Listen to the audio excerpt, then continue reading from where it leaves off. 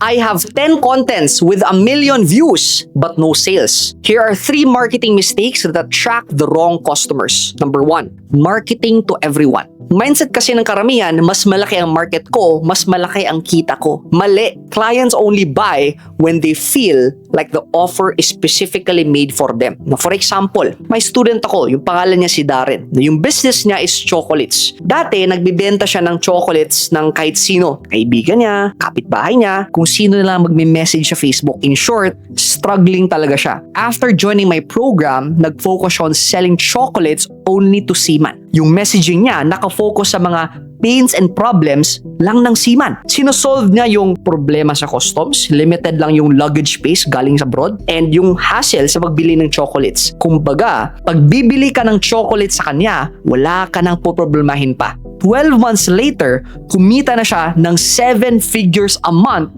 pagbibenta lang ng chocolates sa seaman. Number 2, creating entertainment content.